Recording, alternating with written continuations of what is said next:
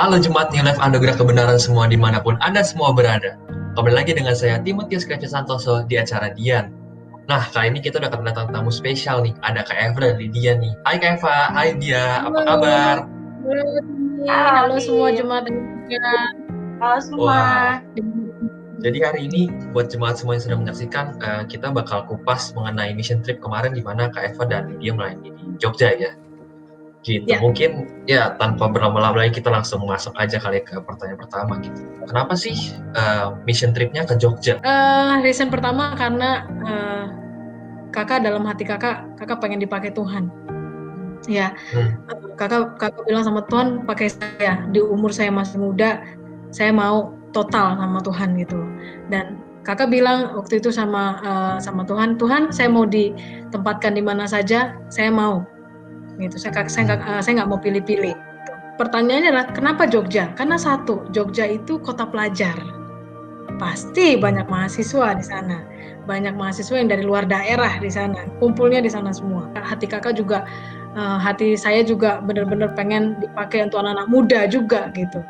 Dan saya pikir bahwa ya Tuhan, saya mau gitu. Coba ke sana. Yang kedua, ya memang hati saya pun terbeban gitu untuk jiwa-jiwa gitu.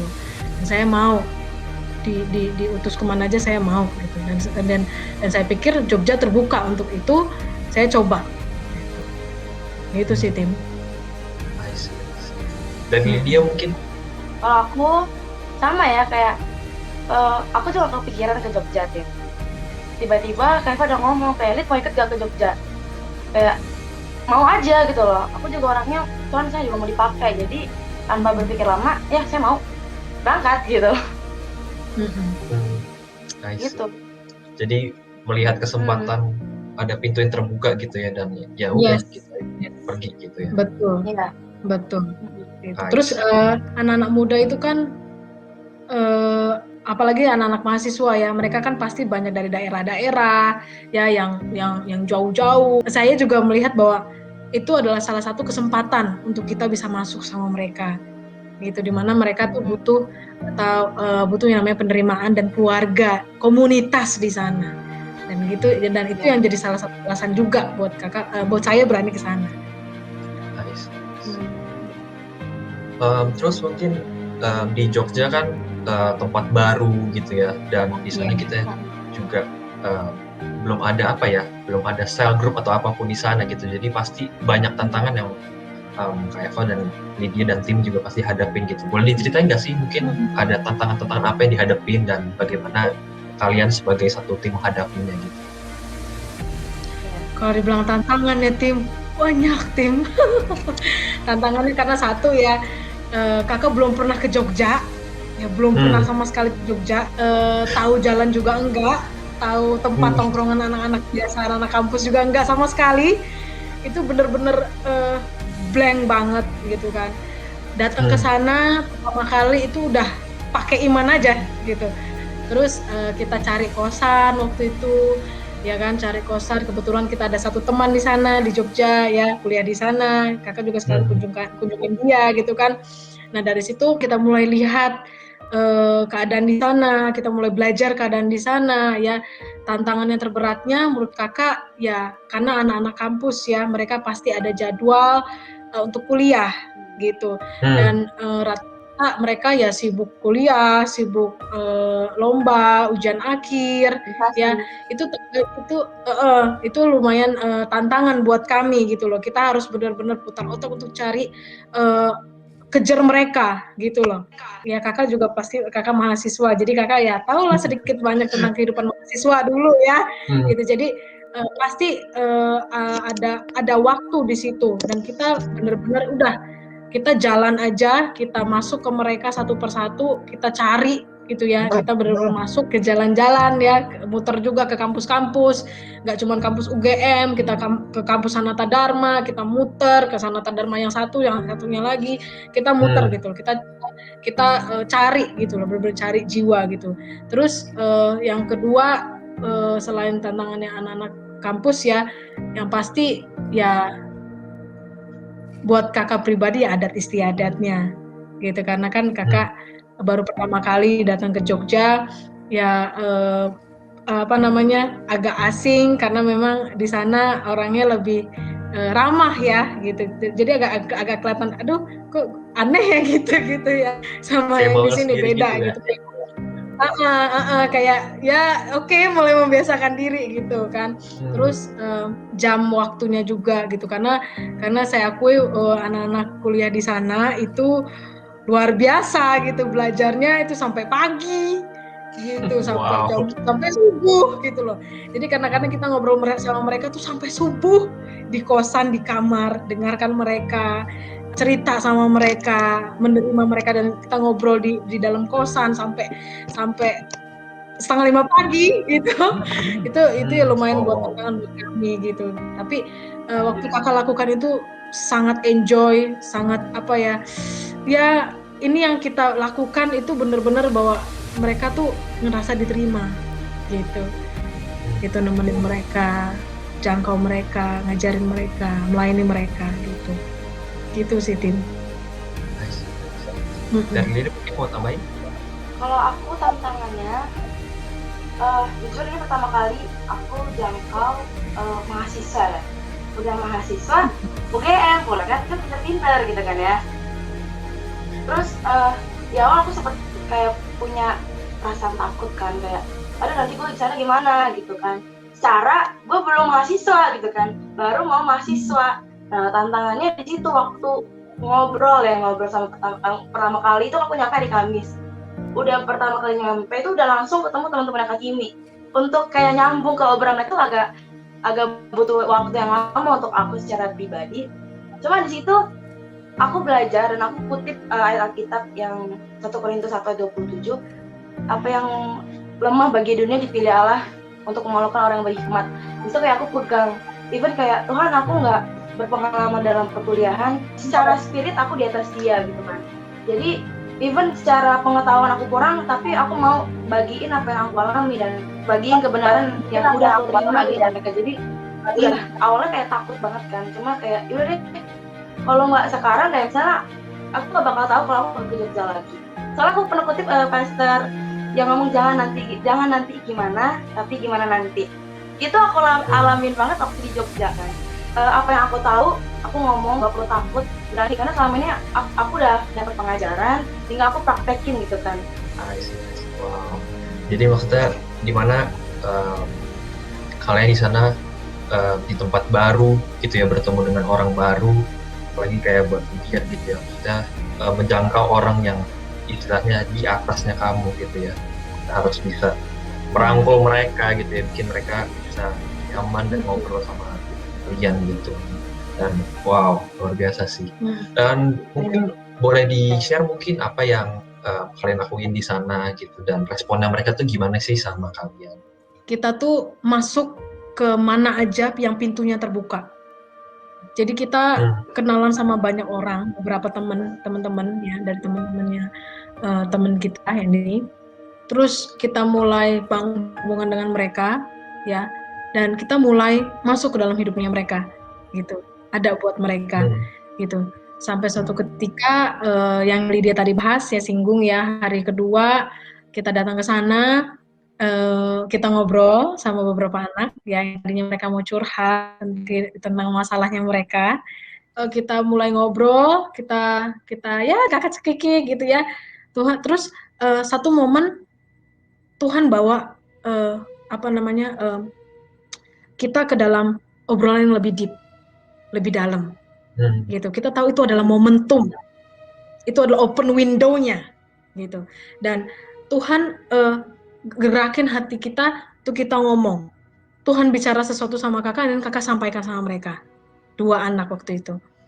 Kita ngobrol, kita injilin mereka, kita kasih tahu kebenaran firman Tuhan, dan mereka bertobat pada malam itu. Dan salah satu anak dari 2 anak yang kita layani itu harus terbang pulang ke Padang. Besok paginya jam 8. Sementara kita mesti ngobrol sampai jam 4:30 pagi. Jadi dia nggak tidur, jam 8-nya dia harus berangkat ke Padang gitu. Itu sukacita yang nggak pernah kebayar. itu sukacita yang wow luar biasa gitu loh, yang Tuhan pernah taruh dalam hidup kami gitu loh. Waktu itu udah ada Koinsan, Agus, ya Steven, Lina gitu kan, udah gabung. Akhirnya kita makan waktu itu, kita makan di salah satu tempat kopi gitu kan. Nah, Lina ini punya teman dari Solo, ya kan, kita ngobrol, terus kita juga ada saudaranya dari teman kita juga Erma di sana, kita ngobrol satu tempat, terus dipecah, gitu. Kakak bawa satu orang, Lydia ngobrol dengan yang lain. Nah, ini juga yang jadi pengalaman yang sangat luar biasa buat kakak. Waktu itu kakak ngelainin salah satu teman kita juga yang dari Solo, ya, itu kakak memberanikan diri, benar-benar memberanikan diri. Kakak nggak kenal dia juga siapa, baru kenal pada saat itu, gitu kan. Kakak minta temenin dia ke mobil waktu itu, di mobil. Ke mobil yuk, aku mau cari sesuatu gitu kan, akhirnya kita ngobrol di situ, ngobrol, kita ngobrolin pertamanya dari musik, abis itu masuk apa sih itu tentang penyembahan, kakak bahas lagi tentang pengenalan akan Tuhan gitu kan, akhirnya at the end dia lahir baru, kakak lainin dia lahir baru. Nah terus udah gitu langsung tuh, kamu mau nggak terima baptisan Roh Kudus, ajarin sebentar singkat, dia bilang mau kak, mau banget. Di mobil itu juga baptisan Roh Kudus, kakak lainin dia baptisan Roh Kudus di mobil itu juga gitu loh. Jadi waktu keluar gitu kan, teman-teman nanya, wih dari mana gitu kan, lama banget gitu kan. Iya, tadi ada kejadian yang luar biasa di dalam mobil gitu. Akhirnya habis itu kita pulang, saya sharing sama teman-teman kita di Serang di kosan gitu kan, apa yang terjadi di mobil tadi gitu kan. Itu makin bikin semangat dong kan. Satu momen sebelum saya pulang ke sini tanggal 4, kita berinisiatif bahwa yuk kita kunjungin teman kita yang dari Solo ini gitu. Dan itu pengalaman yang sangat berharga buat saya pribadi, karena itu follow up yang paling jauh yang pernah saya lakukan gitu. Solo gitu loh, kita nggak tahu Solo gitu kan, sama-sama juga buta Solo gitu kan, cuman ya udah bilang ayo kita temuin dia, kuatkan dia di sana, terus ajarkan tentang dasar-dasar kekristenan. Itu akhirnya kita datang ke sana, papa mamanya very welcome sama kita gitu kan, sangat welcome sama kita. Kita juga kaget dengan welcome-nya orang tuanya dia gitu kan. Kita datang ke Solo, kita ngobrol tentang ya lumayan ini dalam tentang keluarganya, dan di situ juga kita juga dikasih kesempatan untuk mendoakan maminya gitu. Dan mama papanya itu welcome banget sama kita, sampai bilang kalau saya ke Solo lagi dan ini nginep lebih lama ya, suka banget sama kita gitu loh, keberadaannya kita gitu loh. Dan itu wow, itu Tuhan bawa kita tuh luar biasa gitu loh. Intinya dimanapun itu kita mau, Tuhan mau kemana, minta kita kemana, kita mau jalan gitu loh. Kita kalau misalnya lihat problem di depan atau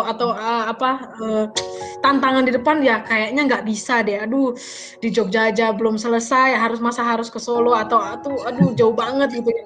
Tapi enggak, kita di situ bilang yuk jalan gitu. Dan kita tuh kesininya itu ya selama beberapa 20 hari di Jogja itu, kita kalau nggak ketemu teman-teman yang di Jogja, kita tuh muter tim.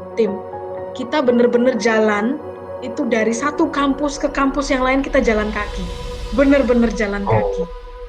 Kita bener-bener minta sama Tuhan selama kita di perjalanan, kita minta Tuhan bukakan mata kami untuk kita bisa melihat siapa orangnya Tuhan gitu loh. Dan kakak benar-benar belajar banget. Ada satu momen yang luar biasa ya. Waktu itu kita coba jalan nih tim, ya kan? Karena teman-teman kita yang lagi kuliah, lagi sibuk, kita ini iseng nih gitu kan. Kita bilang, Lid, yuk jalan yuk. Setelah kakak ngajar jam 5 kita keluar gitu kan. Setelah ngajar beres-beres segala macam, yuk kita keluar gitu. Kita ke satu kampus di Jogja, kampus besar. Nah kampus ini terbagi jadi 2, ada yang lama ada yang baru. Kita pergilah dengan nggak tahu jalan gitu ya, dengan nggak tahu jalan kita pergi aja, karena itu lumayan jauh ya jalannya. Jadi kita naik Grab, waktu itu jalan, ternyata kita salah kampus. Salah kampusnya sama. Kondisinya sepi banget itu kampus. Ya udah deh kata kakak, kita pindah ke kampus yang satunya lagi yang benar ya, berarti yang satunya ini salah gitu kan. Ngambil uang dulu nih di ATM nih. Terus kita lihat ada 3 anak cewek jalan gitu. Awalnya cuma tanya kampus gitu kan. Dek, kamu di sini ya? Oh iya Kak, iya. Oh ini kampusnya benar kampus ini? Iya, kata dia gitu kan. Kok sepi ya? Oh iya, soalnya yang lebih rame di sana. Yang kampus satunya lagi, yang di sini memang sepi. Karena memang anak-anaknya juga nggak ada, lagi corona pada pulang semua, gitu kan. Oh gitu ya. Kakak boleh tanya-tanya jalan nggak, gitu kan? Boleh gitu kan, tanya-tanya jalan. Habis itu jalan ini gitu kan. Terus mereka tuh ini mau kemana? Kakak bilang gitu kan. Oh kita mau beli takjil gitu kan. Mau beli takjil, oke, beli takjil. Oke, kita ikut boleh ya, sama-sama beli takjil gitu kan, sama-sama gitu kan.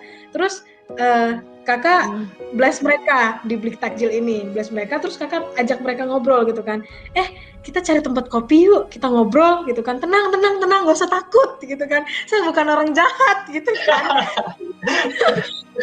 Kan kaget kan pasti kan, ini siapa nih orang gak kenal gitu kan, tiba-tiba ngajakin gue makan gitu kan, kaget kan mereka gitu kan.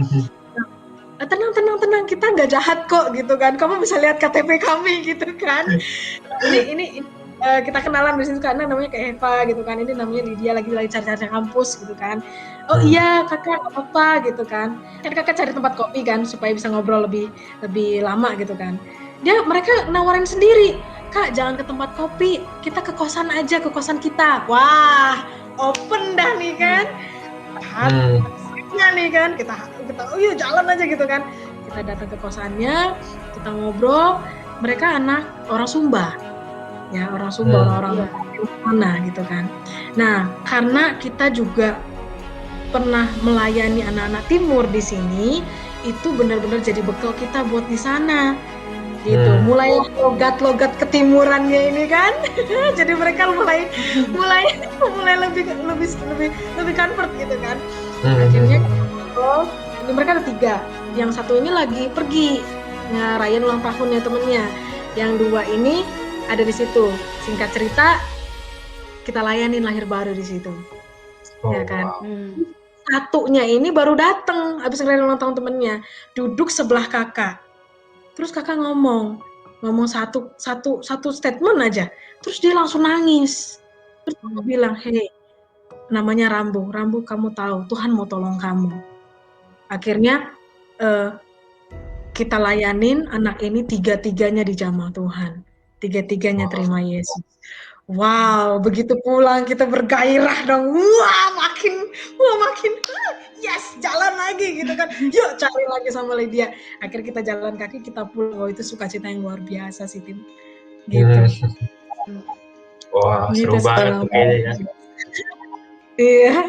Luar biasa ya. Jadi maksudnya walaupun tadi Kak Eva bilang nyasar gitu ya, salah kampus gitu ya, tapi maksudnya Tuhan pun tetap bekerja gitu ya, bahkan luar biasa banget gitu, dan sediakan pintu yang terbuka tadi gitu, dan ya sampai mereka bisa bertobat dan dijamah Tuhan gitu.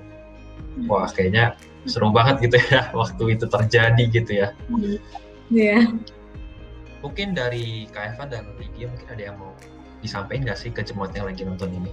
Kalau aku, Tuhan tuh nggak lihat sepandainya kita untuk ngomong tuh seperti apa. Karena waktu kita bilang tunggu saya pandai, ya nggak bakal bisa gitu. Karena Tuhan pakai hati kamu. Kalau kamu mau dipakai Tuhan, udah jalan aja. Tuhan yang beri hikmat, Tuhan yang beri taruh kata-kata ke dalam mulut kamu. Selama ini kita udah dapat pelajaran di pemirsa kita, dari pemurid kita, bahkan khotbah yang selama ini kita udah dapat, tinggal kita praktekin kan. Nah, kebanyakan gue belum kita mikir sehingga kita akhirnya jalan-jalan, karena itu yang saya rasain dulu, yang saya alami dulu gitu kan. Terus suatu ketika mungkin youth camp juga kali ya, yang bikin saya udah jalan aja dulu, dan yang ngebakar hati saya udah jalan, jangan nanti gimana, tapi gimana nanti gitu. Wow, luar biasa ya. Mungkin dari Kak Eva boleh Kak? Kalau dari kakak ya, waktu di sini itu kita bukan nggak ngerti firman Tuhan, bukan. Kita tuh udah dibekalin, kita tuh udah diajarin tentang penginjilan tuh sudah banyak. Intinya kita mau berjalan sama Tuhan apa enggak, kita mau ngelangkah apa enggak. Kalau kita mau lihat tantangan di depan tuh banyak sekali tantangan di depan, gitu loh. Tapi yang Tuhan mau adalah kitanya mau nggak melangkah bersama-sama dengan Dia, gitu. Dan kita mau nggak berani berbicara, berani ngomong, dan tahu siapa kita waktu kita ngomong. Itu penting banget. Karena kalau misalnya kita nggak tahu, kita nggak sadar siapa diri kita waktu kita ngomong, itu tuh kayak kita banyak mikir kayak, aduh bisa nggak ya? Aduh mempan nggak ya? Aduh tadi firmannya pas nggak ya? Gitu. Kita perlu tahu bahwa kita ini anak-anak Tuhan. Dan siapa partner kita itu penting banget. Partner kita tuh Roh Kudus.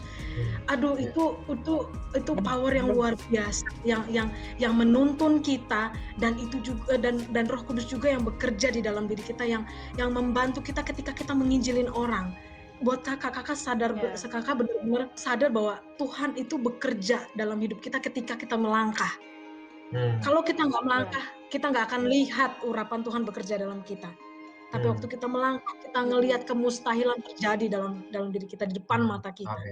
Kalau di Jogja bisa, artinya di setiap tempat juga pasti bisa. Pasti bisa. Amin. Di dalam Tuhan pasti bisa. Amin. Amin. Wow. Ya, aku juga ingat satu hal dari tadi yang Kak Eva sharing ya, di mana Kak Eva bilang waktu Kak Eva melayani anak-anak di sana tuh kebantu karena di Serang tuh sudah melayani teman-teman kita yang dari timur gitu ya. Dan ya menurutku itu juga bukan sebuah kebetulan gitu ya, Tuhan kirimkan mereka di Serang gitu ya untuk kita gitu. Dan ya kayak tadi Kak Eva bilang gitu loh, dimanapun kita berada tuh kita bisa lakuin itu gitu loh, karena penting untuk kita tahu siapa kita dalam Tuhan dan siapa partner kita tadi gitu ya. Dan dari dia tadi juga menurut aku semua dari kita tuh sama ya gitu, waktu kita belajar untuk melangkah keluar apalagi dari zona nyaman kita tuh sering banget yang perlu kita lawan tuh bukan sesuatu yang dari luar gitu, tapi diri kita sendiri gitu ya. Ketakutan kita untuk melangkah, ketakutan kita untuk berbicara, untuk mulai nginjirin teman-teman kita gitu ya. Tapi seperti tadi Kak Eva bilang gitu, waktu kita mulai melangkah, kita baru bisa melihat betapa luar biasa Tuhan bekerja gitu loh, yang mustahil terjadi gitu ya. Dan wow, luar biasa banget sih kesaksian dari Kak Eva dan Lydia gitu ya. Dan ya aku juga berharap buat jemaat yang menyaksikan ini terberkati, terbakar ya, untuk bergerak terus, push on forward dalam Tuhan gitu ya. Dan ya buat jemaat semua yang sedang menyaksikan ini, aku harap Dian episode kali ini memberkati hidup jemaat semua. Sekian untuk Dian kali ini. Tuhan Yesus memberkati dan sampai jumpa di episode selanjutnya. Bye-bye. Thank you Kak Eva, thank you Lydia.